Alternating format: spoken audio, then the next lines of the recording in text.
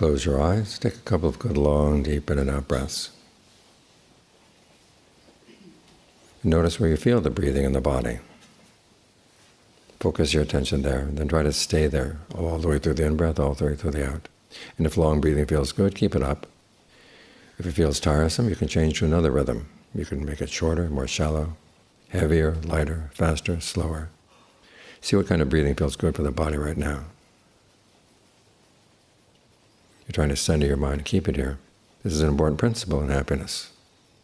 We live in a world where there's lots of aging, illness, and death. And yet we need to find a source of happiness inside. So even though these things happen outside, they don't make scars on the mind. You train the mind.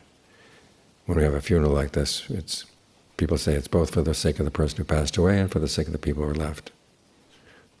For the people who are left, it reminds us there's still goodness in the world. We make acts of generosity, acts of virtue. We meditate. The basic meditation starts with thoughts of goodwill, actually. Goodwill for yourself, goodwill for all the people around you. These are the things that make life worth living.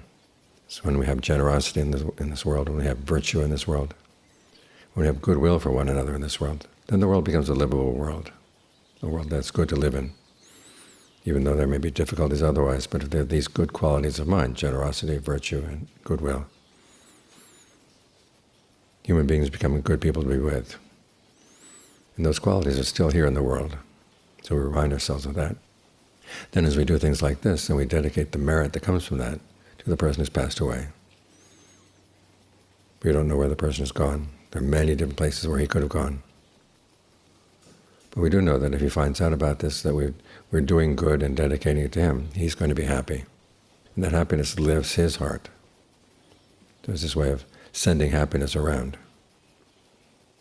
Because that's the good thing about the happiness that comes from being generous, from being virtuous, and from developing thoughts of goodwill. Because it doesn't have any boundaries. When you're generous with other people, you benefit, they benefit too, of course. When you're virtuous, when you avoid doing harmful things like killing, stealing, illicit sex, lying, taking intoxicants, you cause less trouble to the world, and of course you yourself become the sort of person who can be proud of your behavior. You find that when you spread thoughts of goodwill, you act on goodwill, you wouldn't do anything intentionally to harm anybody else, anything to harm their happiness. Of course, they're going to be happy not only because of your good behavior, but they see you as a good example. And they start developing thoughts of goodwill as well. That becomes their virtue. That becomes their source of happiness inside. So when we do things like this, acts of generosity, virtue, developing the mind, training the mind, the happiness spreads around. It's not like the happiness that comes from material wealth, status, praise, sensual pleasures. Because wealth, happiness of that sort, some people gain, other people have to lose. You gain, other people lose, or they gain, you lose. That's why we have divisions in the world, because people look for happiness in all the wrong places. If you're looking for happiness in the quality, the goodness of the heart, then it spreads the happiness around and creates more harmony in the world. It reminds us that the world is still a good place to live in. So we have ceremonies like this, ceremonies where we have acts of generosity, giving the cloth to the monks, taking the precepts, sitting and meditating. We benefit, the people around us benefit too. The person who's passed away benefits as well if he finds out. It's in this way that goodness stays alive in the world. It doesn't pass on when good people pass on.